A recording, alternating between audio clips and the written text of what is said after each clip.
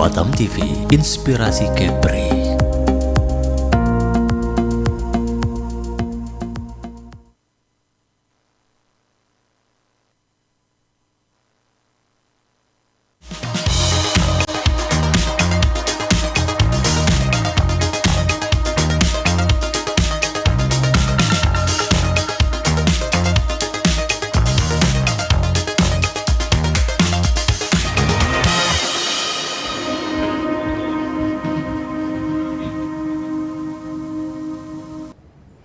Assalamualaikum warahmatullahi wabarakatuh. Selamat malam pemirsa Batam TV.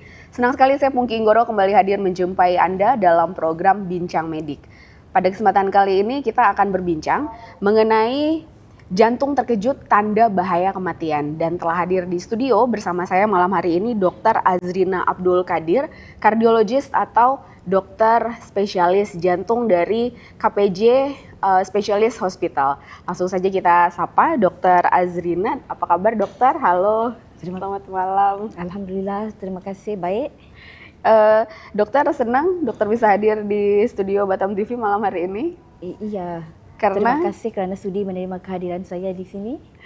terima kasih kembali dokter. Malam hari ini kita akan ngobrol mengenai penyakit atau serangan jantung ini yang biasanya jadi hal yang menakutkan untuk hampir semua orang di usia produktif atau bahkan lansia, dok. Karena kayaknya kalau ngomongin serangan jantung ini bisa terjadi untuk laki-laki, bisa terjadi di usia berapapun ya, dok. Sementara kalau perempuan kayaknya sih agak jarang yang dengar kok kena serangan jantung di usia produktif. Nah, malam hari ini saya pengen ngobrol banyak nih sama dokter Azrina.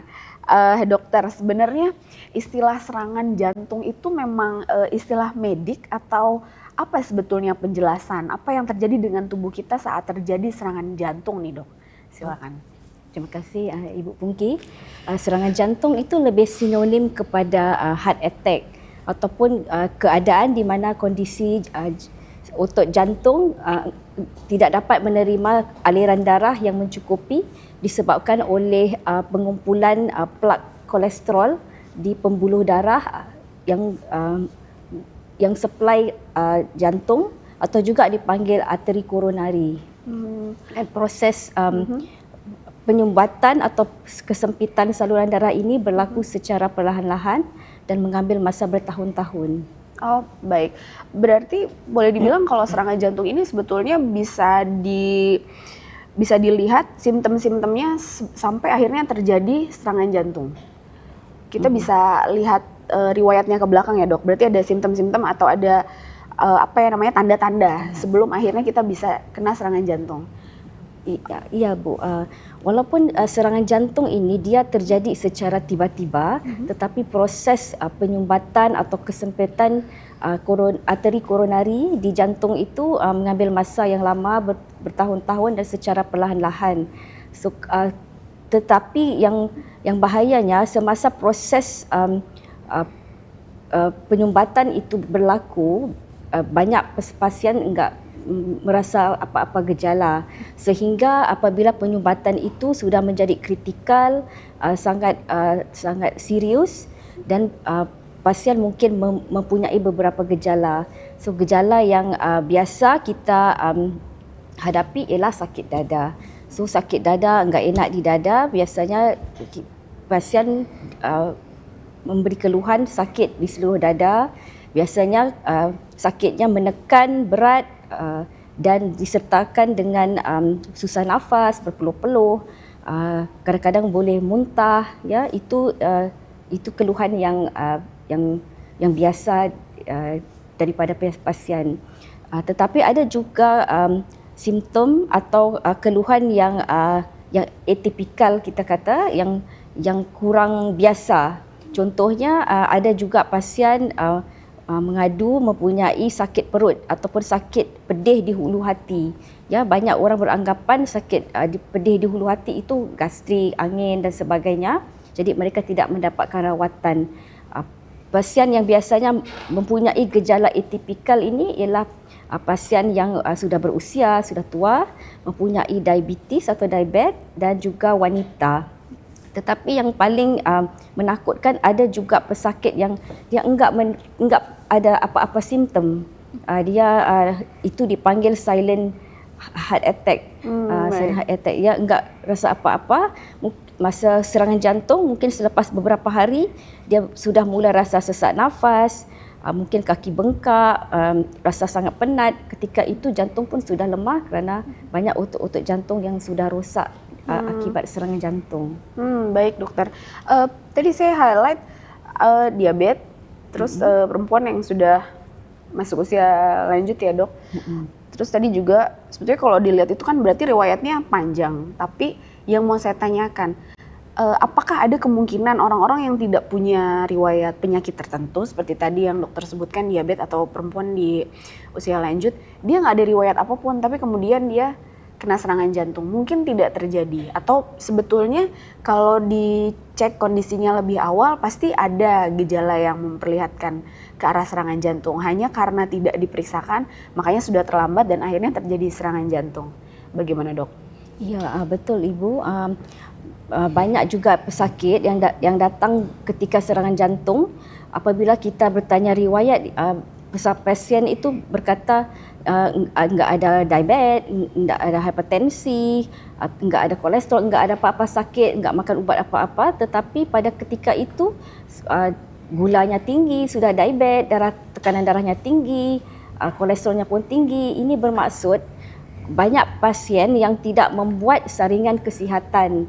Mereka beranggapan mereka masih muda, mungkin usia 30-an, 40-an, enggak ada penyakit. Tetapi enggak ada penyakit kerana tidak membuat saringan. Kerana penyakit-penyakit diabetes, hipertensi dan kolesterol tinggi enggak mempunyai gejala, senyap, tiada simptom. Baik, jadi cuma karena tidak ada gejala bukan berarti tidak ada penyakit di tubuh kita ya dok? Iya. Terutama untuk orang-orang yang pasti punya gaya hidup yang kurang sehat. Nah, dokter boleh jelaskan untuk pasien-pasien yang mengalami diabetes atau hipertensi ya, darah tinggi yang kemudian mengarah pada serangan jantung. Sebetulnya gaya hidup apa yang paling memicu terjadinya penyakit atau serangan jantung dok? Silakan dok. Okey, terima kasih Bu. Yang kita sudah jelaskan diabetes, hipertensi, paras kolesterol tinggi, tabiat merokok, pemakanan yang tidak sihat, kurang aktiviti fizikal atau berolahraga, mempunyai berat badan yang berlebihan atau kegemukan, semua ini ataupun cara pengurusan stres yang enggak baik, semua ini boleh menyumbang kepada penyakit jantung tersumbat inilah. Baik. Nah, tapi ya dok, kalau bicara mengenai tadi gaya hidup nih harus sehat. Kita udah sehat nih, kita udah menjaga pola hidup sehat, tapi tetap aja ada kemungkinan kita terkena penyakit itu. Nah, sebelum saya tanya perbedaan penyakit jantung dan serangan jantung nih dok, saya mau tanya, ada tidak tanda-tanda yang bisa kita pahami dari awal, kayaknya ada masalah nih sama jantung saya? Tanda-tanda apa tuh dok yang perlu kita waspadai sebagai sinyal kita harus periksa ke dokter spesialis jantung? Dokter. Baik. Sekiranya kita seorang yang mungkin sudah berusia 40-an dan ke atas, kita perlu membuat saringan kesihatan. Pastikan kita tidak mempunyai diabetes, hipertensi, kolesterol tinggi. Kalau kita masih muda ataupun kalau sudah berusia, antara gejala-gejala itu sakit dada. Sakit dadanya biasanya dipanggil angina lah.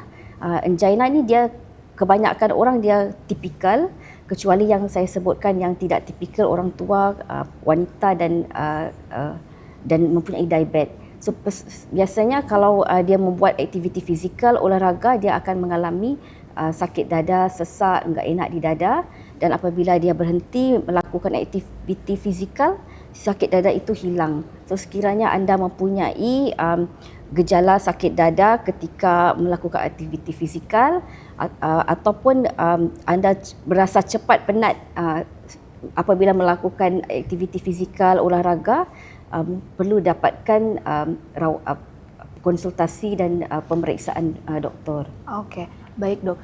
Cuma rasa sakit yang seperti apa dok? Rasa tidak nyaman, rasa sakit, Kan patah hati juga sakit dok di dada. Nah itu sakit yang seperti apa tuh dok? Bisa tolong dokter jelaskan? Yang akhirnya oke ini harus nih ketemu dokter, silakan dok. Rasa sakitnya seperti apa nih kira-kira? Okey, ya kita perlu tahu di kawasan dada ini bukan ada jantung saja, ada juga organ-organ lain kan, seperti ada tulang rusuk, ada paru-paru, ada kulit kan, tapi sakit yang datang dan disebabkan kesumbatan saluran darah ini selalu di keluhannya dia sakit yang rasa ketat, dada sempit ketat seperti ada orang duduk di atas dada. Tetapi yang tidak tipikal itu dia sakit di ulu hati, pedih macam gastrik, kerana ada saluran darah yang dia memberi bekalan darah di bawah jantung, so dia lebih kepada kawasan ulu hati ataupun bawah di perut. Ya. Oke, jadi rasa seperti sesak begitu ya dok ya? Rasa seperti sesak.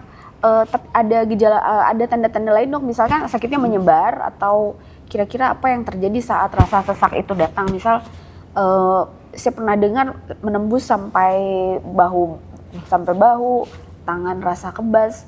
Apa itu betul dok atau bagaimana menurut dokter?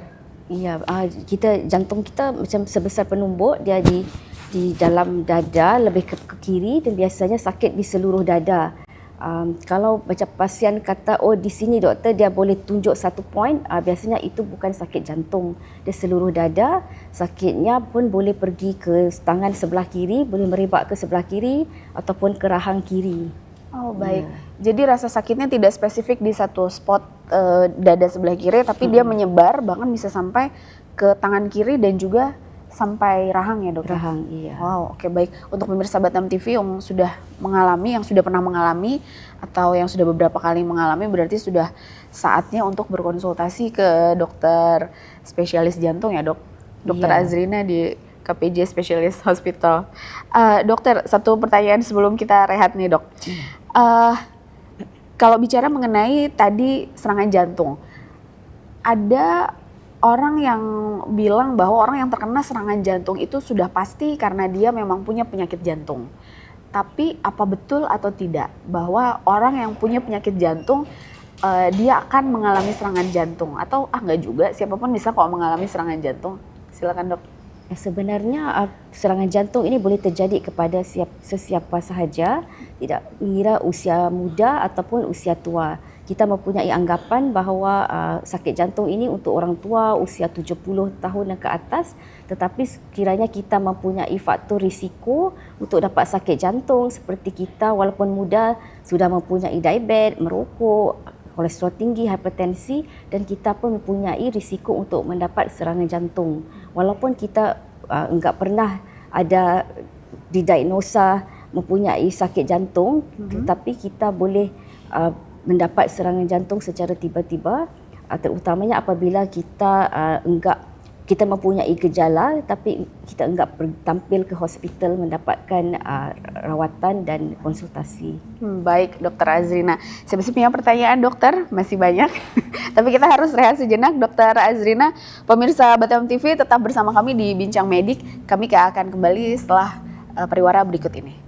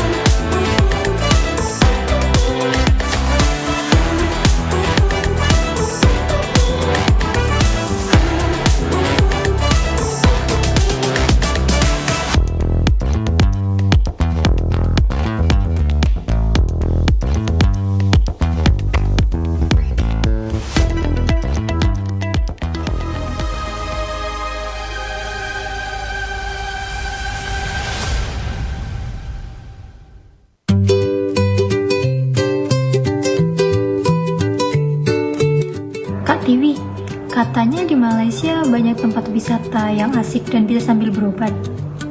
Iya, mau liburan sambil jaga kesehatan. Coba deh wisata medis ke Malaysia. Kamu bisa jalan-jalan ke tempat hits seperti KLCC, Langkawi, Penang, Street Art, dan Genting Highland. Dan di waktu yang sama, bisa medical check-up di rumah sakit KPJ yang modern dan bertaraf internasional. Cocok banget buat kamu yang sibuk tapi tetap jaga kesehatan. Prosesnya cepat, gak ribet, dan bisa pilih paket sesuai kebutuhan. Hubungi aja perwakilan KPJ di Batam. Kita bantu dokter, estimasi biaya, sampai info hotel dan penjemputan. Layanannya gratis. Yuk liburan bareng KPJ Malaysia.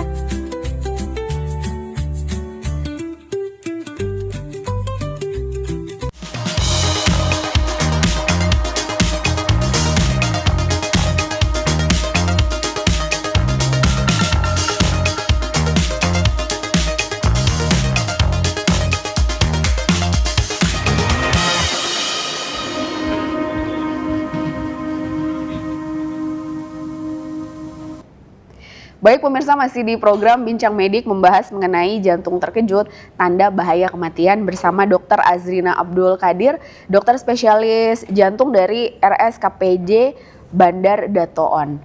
Tadi kita udah bicara mengenai tanda-tanda nih dok, sebenarnya serangan jantung itu apa? Apakah orang yang punya penyakit jantung itu sama dengan orang yang sudah pasti mengalami serangan jantung?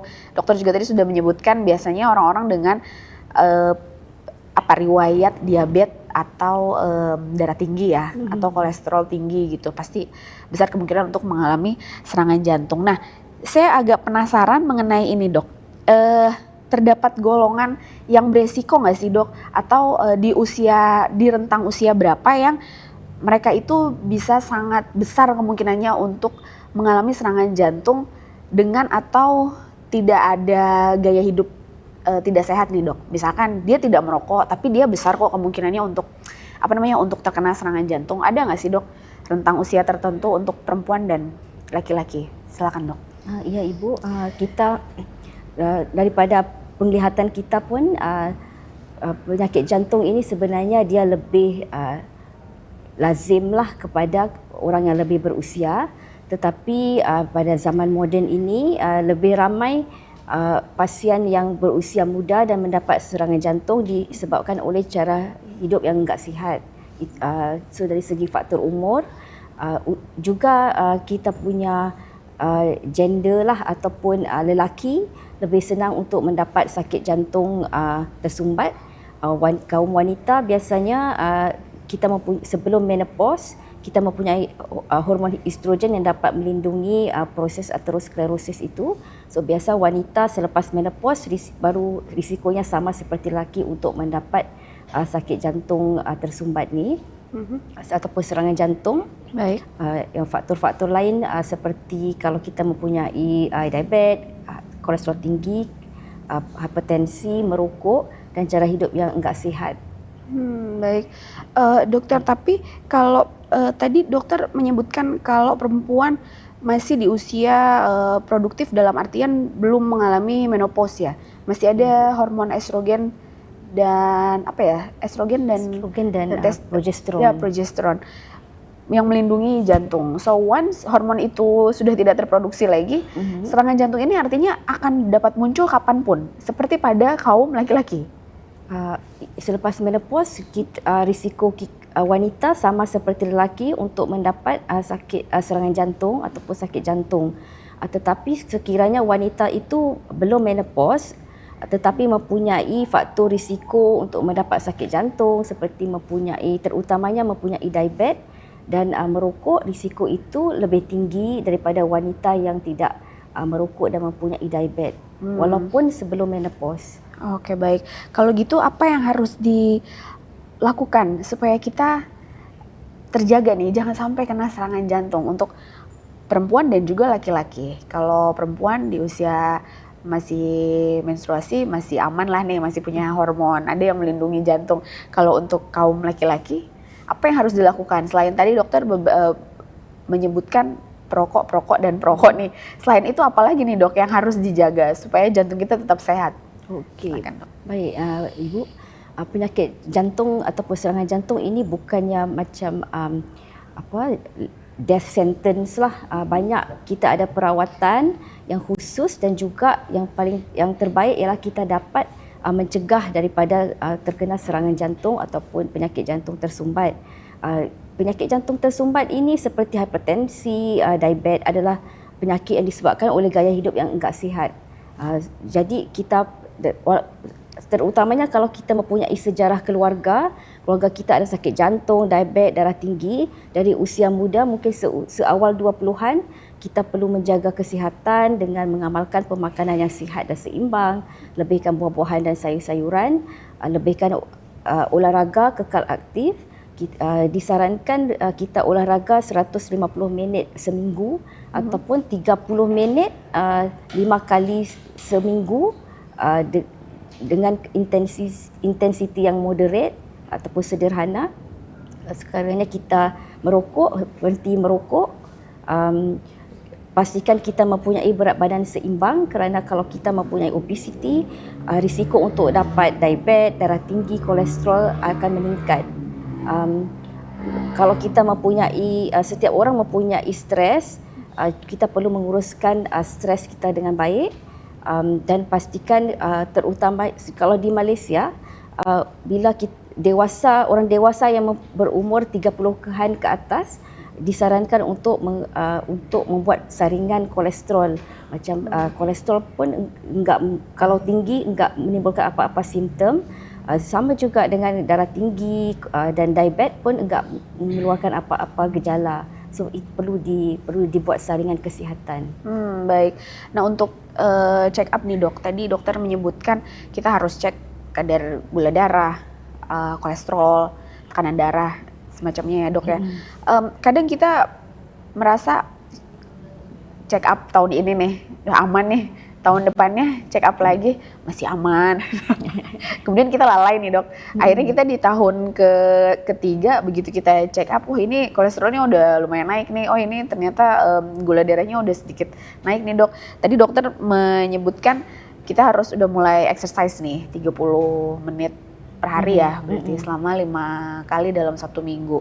Tapi kadang ada orang yang terlalu berlebihan dok, karena saya mau badan saya bagus, jadi saya mau nge-gym setiap hari, di gym 2 jam gitu dok. Nah yang terjadi, kadang saya baca juga berita atau saya dengar, ternyata malah ada yang kolaps, bahkan sampai terkena serangan jantung mungkin.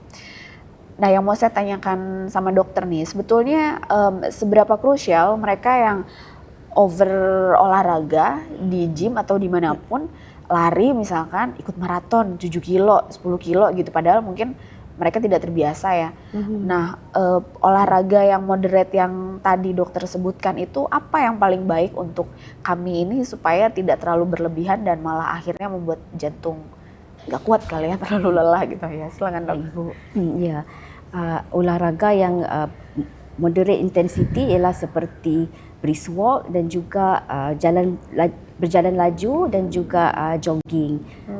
Baik. Antara olahraga lain seperti berenang, ya, bermain badminton, tenis. Sebenarnya kalau kita seorang yang sedentari, enggak aktif, kita jangan terus pergi maraton, enggak disarankan kan. So kita kena, macam kalau kita mau bersenam pun coach akan suruh kita warm up kan. So kita perlu perlahan-lahan dahululah mungkin pergi jogging dan sebagainya sebelum pergi maraton. Ya. Karena biasanya kalau yang maraton kan bertahap juga tuh, emang dia suka jogging, terus dia lama-lama lari, hari ini cuma dapat 3 kilo, besokannya nambah, atau nggak bulan depan udah mulai nambah nih, oh pace-nya nih udah 5 kilo, lama-lama ikutan maraton, tapi khawatirnya karena terlalu lelah ya. Iya. Nah dokter, ini seandainya terjadi pada kita yang sebetulnya masih bisa produktif tapi ternyata ada masalah dengan jantung, entah itu kita merokok atau karena meskipun kita nggak merokok, di sekeliling kita perokok juga jatuhnya kita jadi perokok pasif ya pemirsa. Nah kita tidak merokok, kita berolahraga dengan teratur, kita menjaga makanan dari makanan yang berminyak dan tinggi kolesterol itu, tapi kemudian oh ternyata ada simptom nih, ternyata begitu cek, oh ini memang harus hati-hati nih dengan jantung kita. Kalau pasien ini berkonsultasi dengan dokter, apa kira-kira tindakan yang akan dokter berikan atau sarankan kepada pasien dengan keluhan atau hasil diagnosa penyakit jantung tersebut, Dok? Silakan. Baik Ibu, penyakit jantung tersumbat ini dia boleh datang dengan beberapa presentasi. Yang paling serius dan kritikal ialah serangan jantung. Ya, waktu serangan jantung itu biasa kita menjalankan prosedur angiogram dan juga angioplasti atau memasukkan stent atau balloon. Tetapi ada juga pesakit yang datang konsultasi dengan kita panggil sakit dada ataupun angina atau chronic angina. Maksudnya dia belum ada lagi serangan jantung, tetapi bila melakukan aktiviti fizikal mengalami sakit dada. So biasanya selepas berkonsultasi kita akan menjalankan beberapa ujian termasuk ECG, EKG itu yang kita pasang macam untuk melihat tracing jantung. Itu dipanggil ECG waktu rehat lah, resting ECG. Kalau kita tengok ECG bacaannya normal pun enggak bermaksud tiada kesumbatan di saluran darah. Biasanya kita akan suruh, kalau untuk pesakit yang boleh berlari di treadmill, kita akan menyuruh pesakit lari di treadmill lah. Dipanggil treadmill exercise stress test. Baik. Oke. Baik. Dok, tadi tuh saya tertarik dengan istilah angioplasti ya. Tapi kita akan bahas di segmen selanjutnya ya, Dok ya. Saya mau rehat dulu pemirsa karena setelah ini saya penasaran banget mengenai prosedur itu.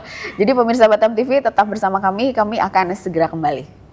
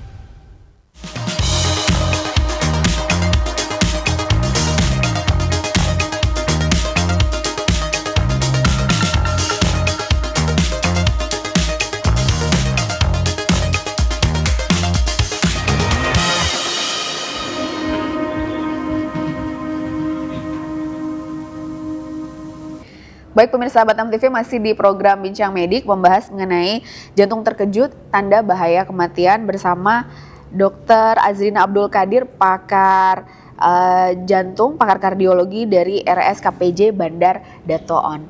Dr. Azrina tadi karena udah panjang lebar nih membicarakan mengenai orang yang berisiko serangan jantung atau penyakit jantung, orang yang ternyata tidak punya riwayat penyakit jantung tapi tetap bisa punya serangan jantung kalau tidak melakukan pengecekan ya ke dokter secara rutin, check up semacamnya.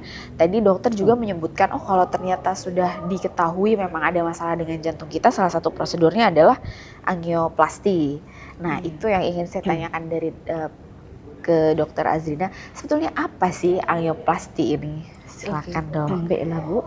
Angioplasti merupakan satu prosedur di mana kita memasukkan balon dan stent ataupun ring yang diperbuat daripada metal lah, besi,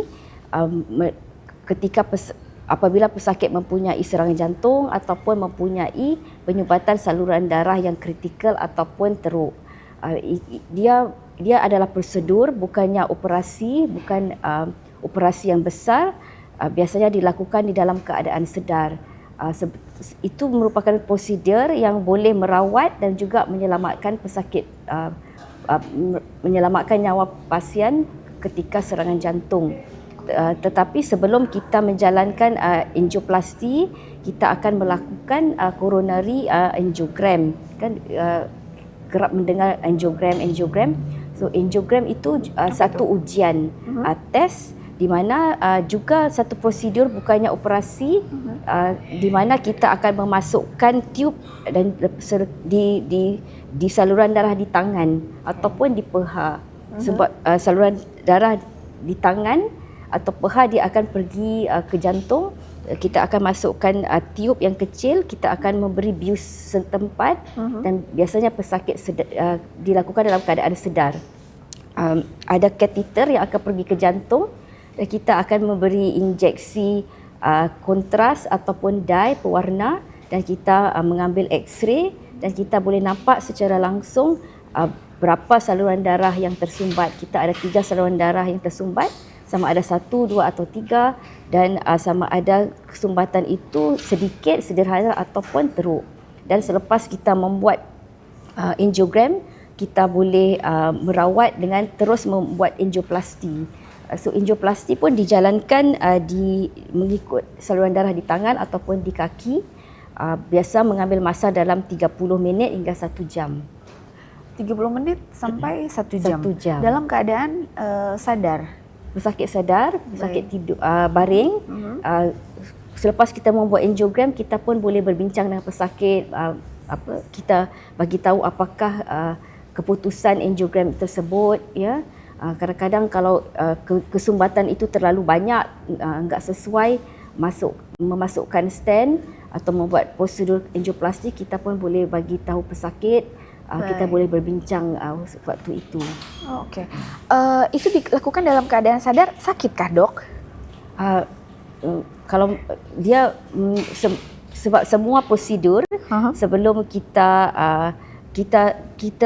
buat di tangan, kita akan memberi sedikit bius lokal atau local anesthetic. Masa kita injek lokal itu, kita akan terasa seperti ada macam mungkin gigitan semut lah. Okey.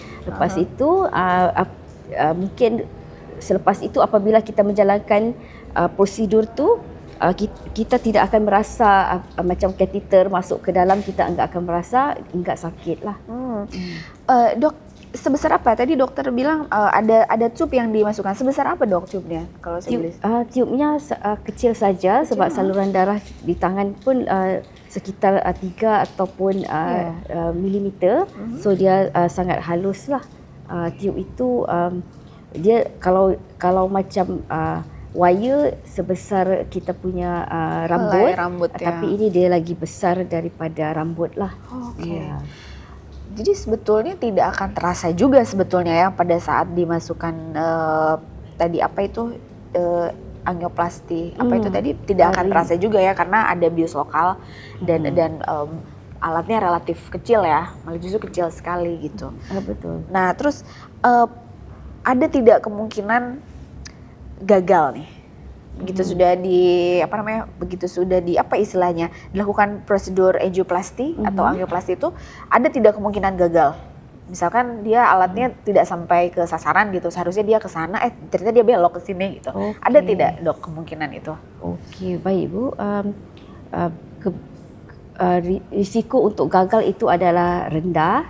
Biasanya bergantung kepada operator lah ataupun doktor yang melakukan prosedur itu, dan juga tahap kompleks penyumbatan saluran darah itu.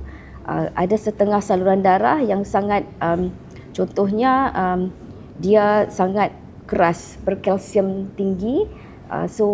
Itu memerlukan alat-alat yang khas seperti untuk menghilangkan kalsium sebelum kita boleh memasukkan belon dan membuka saluran darah.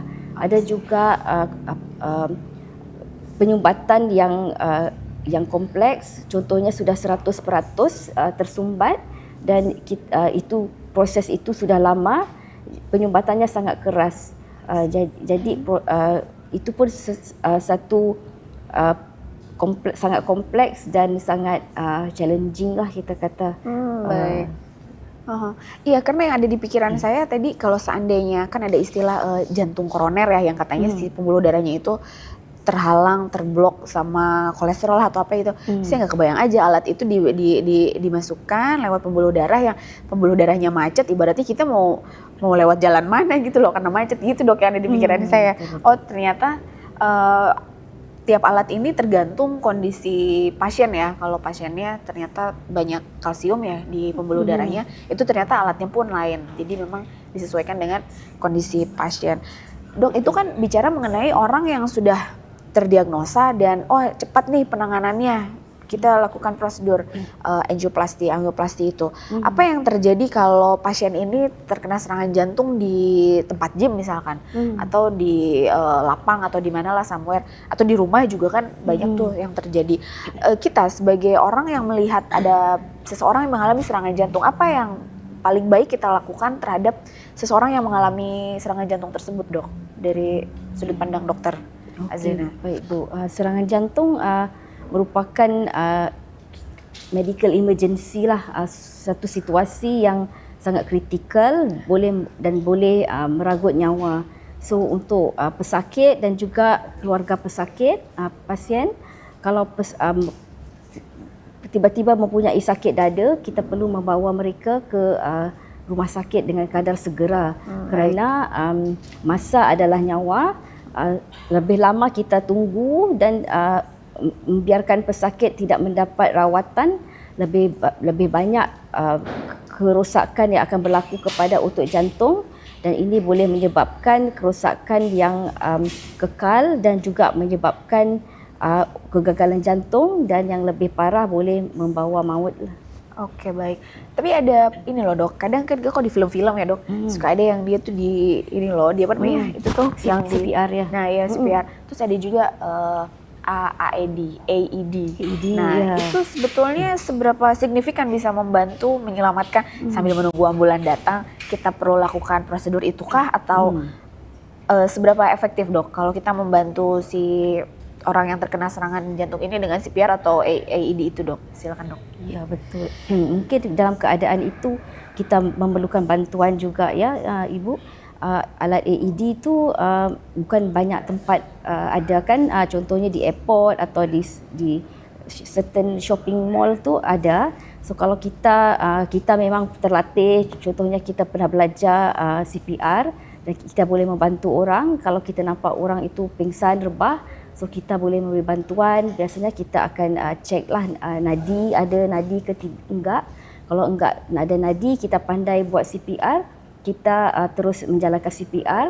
Dan pada masa yang sama, banyak orang pesakit jantung yang rebah atau pingsan secara tiba-tiba, dia mempunyai ritma jantung yang laju, yang berbahaya, yang boleh menyebabkan jantung tidak dapat mengepam darah dan akhirnya membawa maut. So di situ kalau ada AED, kita boleh sambung ke dada, patch kan.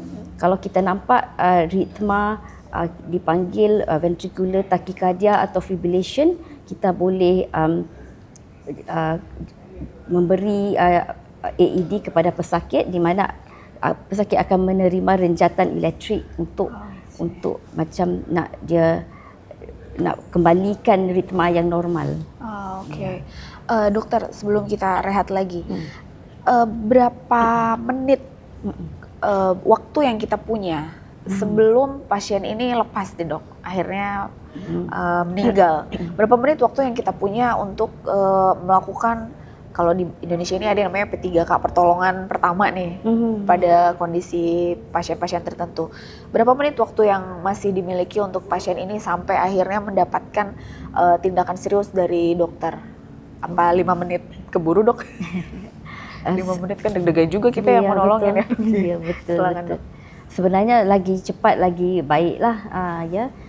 Tetapi macam golden window atau period itu kalau boleh tampil ke hospital kalau sebelum 90 minit kita boleh menjalankan prosedur angioplasti ya. Dan kalau prosedur angioplasti tidak available di hospital, kita juga boleh memberi ubat cair darah yang diberikan di kecemasan injection. Itu pun kalau kita dapat bawa pesakit kalau kurang dari 3 jam lagi baiklah. Tetapi kalau kita ada saudara, kawan, kenalan yang mempunyai sakit dada ataupun sakit perut yang sangat teruk, sebelum ni enggak pernah gastrik, tiba-tiba sakit perut yang teruk, dan kita tahu dia mempunyai gejala, dia mempunyai risiko untuk dapat sakit jantung, sila bawa ke rumah sakit. Rumah sakit ya. Dengan keadaan segera. Baik, lebih cepat lebih baik ya, Ya, dok. betul. Karena taruhannya nyawa ya. Ya. Kita juga begitu mendengar hal seperti ini juga pastinya kita harus jaga-jaga, karena bukan cuma diri kita aja yang perlu kita jaga ya dok, orang tua, orang di sekitar yang bisa aja beresiko mendapat serangan jantung ini harus sangat waspada dan cepat dilarikan ke rumah sakit. Baik pemirsa Batam TV, masih ada beberapa pertanyaan yang mau saya tanyakan nih dok, tapi nanti sepertinya kita harus rehat dulu. Pemirsa Batam TV tetap bersama kami akan segera kembali, tetap bersama kami di Bincang Medik.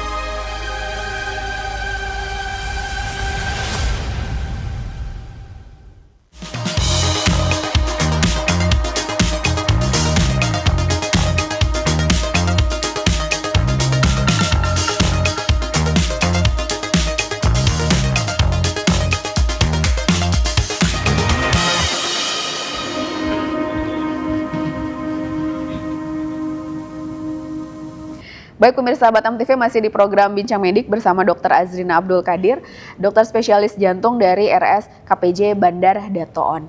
Dokter, tadi kita udah membahas mengenai angioplasti, memasukkan apa tadi tube ya ke lewat pembuluh darah, kemudian juga bagaimana CPR ini bisa cukup membantu, tapi bagaimanapun harus tetap dibawa ke rumah sakit. Tadi dokter sempat menyebut dokter pun bisa memberikan obat pengencer darah untuk mereka yang sudah terdeteksi memiliki penyakit jantung. Yang mau saya tanyakan dok, kayaknya sih beberapa kali nih dengar orang dengan diagnosa penyakit jantung ini minum obat pengencer darah. Apa yang sebetulnya terjadi pada tubuh mereka yang punya penyakit jantung dan mengkonsumsi obat ini, apakah darahnya akan jadi encer atau apa dok? Dan kan katanya minumnya pun akhirnya dibatasi, jadi tidak boleh terlalu banyak. Apakah itu memang sesuai menurut dokter Azrina atau bagaimana? Silakan dok. Baik Bu, sebenarnya ubat cair darah ini dikonsum bukan saja untuk pesakit yang mempunyai sakit jantung tersumbat atau serangan jantung, tetapi juga oleh pesakit yang mempunyai stroke. Itu penyumbatan di saluran darah di otak ya. Jadinya biasa ubat cair darah ini kita untuk pesakit yang mempunyai sakit jantung akan dikonsum, dan juga pesakit yang selepas serangan jantung dan kita menjalankan prosedur angioplasti, kita memasukkan stent, juga perlu memakan ubat cair darah. Ubat cair darah pun ada beberapa jenis, dan biasanya kalau selepas proses memasukkan stent atau angioplasti, kita memberikan ubat cair darah 2 jenis dan perlu dimakan selama 1 tahun. Tetapi ubat cair darah yang sejenis lagi perlu dimakan seumur hidup. Sama juga dengan ubat kolesterol, walaupun kalau sudah serangan jantung, walaupun kolesterol kita rendah, tetapi kita mesti makan ubat kolesterol untuk sebab kita sudah serangan jantung kan, untuk turunkan paras kolesterol supaya tidak terjadi lagi. Baik. Dok, kalau dikonsumsi selama itu apa tidak menimbulkan komplikasi ke organ lain, dok? Biasa ubat cair darah ini antara kesampingan dia ialah mungkin kita kalau macam di kulitnya senang kena lebam-lebam, beruskan kalau kita terlanggar bucu, meja dan sebagainya. Juga dia perlu dimakan selepas makan kerana boleh menimbulkan tidak enakan di perut lah, macam gastrik ya. Kebiasaannya dia adalah selamat ya, dan kita pun apabila kita melakukan rawatan susulan, kita doktor biasa akan membuat ujian darah dan memastikan tiada kesan sampingan yang berlaku lah. Baik, dok. Nah, setelah melakukan tadi prosedur yang sudah dokter sampaikan, sudah angioplasti lah atau stent atau apa semacamnya, obat pengencer darah. Berapa persen kemungkinan pasien ini akan sembuh total, dok? Tidak akan ada lagi riwayat serangan-serangan jantung di kemudian hari. Menurut dokter, kemungkinannya seberapa besar? Iya Bu. Sebenarnya walaupun kita sudah sebenarnya stent di dalam saluran darah kita itu boleh bertahan selama-lamanya, dengan syarat kita memakan ubat seperti yang dipreskripsi oleh doktor, dan kita menjaga kesihatan kita dengan baik, bermaksud sekiranya kita mempunyai risiko hipertensi, diabetes, kolesterol tinggi, kita mengawalnya dengan mengambil rawatan untuk penyakit yang berisiko itu ya. Dan ada juga pesakit yang beranggapan, oh saya sudah masuk stent, sudah rawat, sudah sihat, saya enggak perlu makan ubat langsung. Itu pun tidak benar.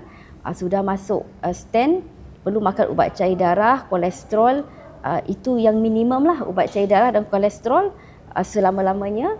Kalau ada penyakit-penyakit lain, diabetes, hipertensi dan lain-lain, perlu makan juga ubat untuk penyakit itu. Baik, jadi obat yang harus rutin dikonsumsi adalah pengencer darah dan juga obat kolesterol untuk mencegah ya. Untuk mencegah, supaya tidak terjadi lagi. Selain juga harus rutin memeriksakan diri ke dokter spesialis jantung ya, dok, untuk memastikan kondisi jantung baik-baik aja. Nah, olahraga yang baik nih untuk yang sudah terdiagnosa penyakit jantung dan pernah mengalami serangan jantung apa nih, dok? Apa sama seperti tadi 30 menit setiap hari selama 5 kali dalam seminggu, atau lebih ringan aja yang penting bergerak? Gimana nih, dok? Okey, baik Bu. Biasanya apabila pasien mendapat serangan jantung, kita pun ada serangan jantung yang major dan minor. Biasanya kalau mendapat serangan jantung yang major, kita akan nasihatkan pasien untuk berehat selama 6 minggu. Maksudnya enggak boleh berolahraga, enggak boleh memandu, ya. Dan selepas 6 minggu itu bergantung, kalau selepas macam contohnya saluran darahnya masa buat angiogram ada satu tersumbat dan sudah dimasukkan stent dan sudah dirawat dengan sepenuhnya. Selepas 6 minggu pasien boleh aktif balik lah, boleh berolahraga. Tetapi contohnya waktu serangan jantung, saluran darahnya tiga-tiga tersumbat. Doktor cuma baru buat satu dan kemudian ada rancangan untuk membuat yang dua lagi. Jadinya mungkin enggak boleh aktif macam kekal terus aktif lah ya, mungkin buat olahraga yang ringan, brisk walk dan sebagainya. Kalau ada tanda seperti sakit dada tu datang balik, kita kena berhentilah olahraga. Oke. Jadi ada kemungkinan pasang stand-nya ini nggak cuma satu ya, Dok? Bisa 2 atau 3 itu ya yang tadi dokter sebutkan? Iya betul Bu, dia bergantung kepada berapa saluran darah yang tersumbat dan juga walaupun satu saluran darah tu panjang, kita boleh bukan satu saja, boleh 2, 3 itu stand, dan kita juga ada belun berubat lah. Belun berubat pun boleh merawat saluran darah yang tersumbat tanpa meninggalkan metal ataupun besi di dalam lah. Baik. Dan itu tetap dengan monitor dari dokter ya. Maksudnya dokter akan tetap memonitor selama pemasangan stand pertama, kemudian stand kedua dan stand selanjutnya apabila diperlukan. Dan tidak boleh beraktivitas terlalu berat. Kategori aktivitas berat ini yang seperti apa, Dok? Biasanya kan kalau orang yang udah terbiasa kerja nih, udah terbiasa aktivitas aktif, disuruh rebahan terus juga kan bosen nih, Dok. Betul. Saya nggak bisa nih kayak gini, saya harus bergerak. Nah, gimana tuh, Dok? Ya minimal kan angkat barbel 2 kilo gitu. Iya. Gimana tuh, Dok? Iya, contoh aktiviti berat, olahraga berat seperti maraton, ataupun bermain tenis, ataupun macam berenang yang buat banyak lap kan, itu enggak berapa sesuai lah. Terutamanya bila menjalankan olahraga, sakit dada itu datang, kena berhentilah. Tetapi kalau macam mau jogging, mau angkat dumbbell 2-3 kilo, itu patutnya enggak menimbulkan masalah lah. Baik.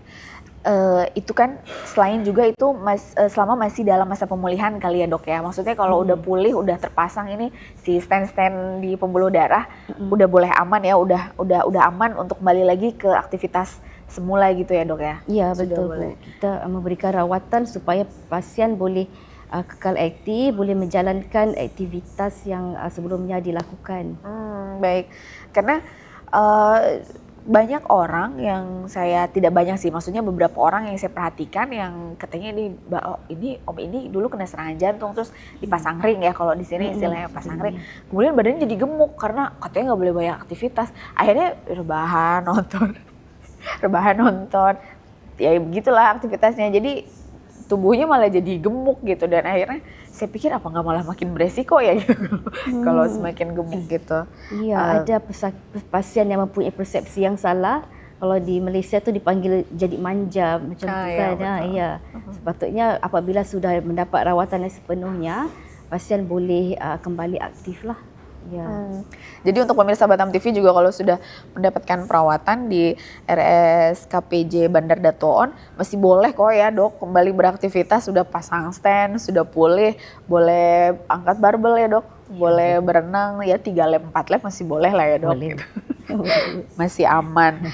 Dok, saya penasaran, boleh dong dokter berbagi pengalaman mengenai cerita pasien-pasien yang sudah dokter tangani, pasien paling muda yang mengalami serangan jantung dan pasien pasien yang penanganannya itu paling rumit, Dok. Boleh nggak sih, Dok, berbagi cerita bersama pemirsa Batam TV? Oke. So kebanyakan pasien saya ni lelaki lah, kaum lelaki kan, sebab kita pun sudah sedia maklum lelaki mempunyai risiko yang lebih tinggi untuk mendapat sakit jantung. So pasiennya kebanyakannya lelaki. Kebanyakannya dalam lingkungan usia 40-an hingga 50-an.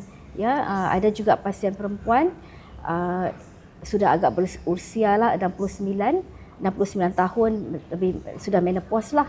Ada juga pasien muda, wanita umur 40-an masih menstruasi itu, tapi dia mempunyai kencing manis yang tak terkawal lah.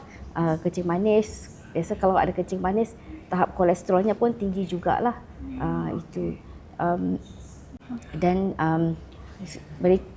dua pasien yang perempuan yang muda ini dia mendapat serangan jantung dan telah mendapat rawatan lah angioplasti dan mereka pada masa ini meneruskan ubat-ubatan lah. Oke, baik. Itu yang perempuan usia 42 tahun ya, Dok ya?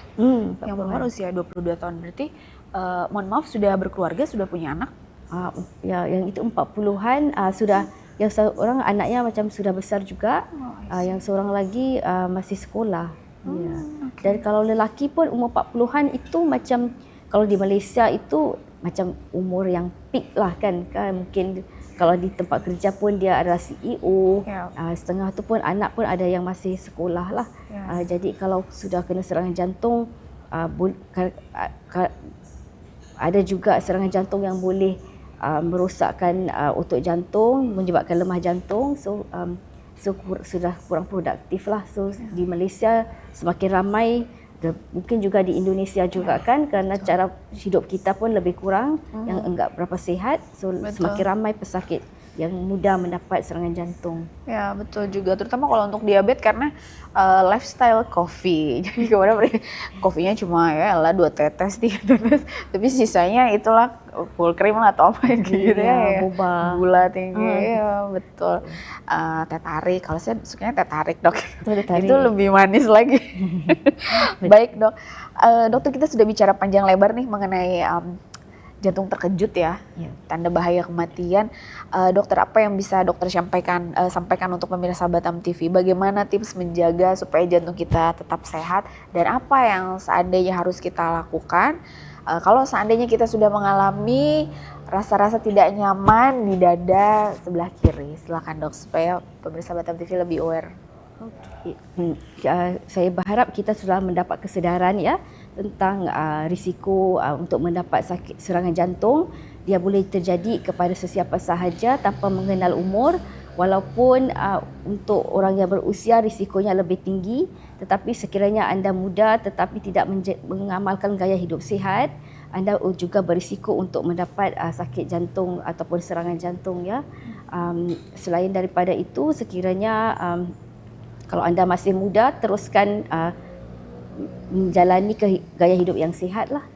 Jaga pemakanan, olahraga, dapatkan saringan ataupun check up.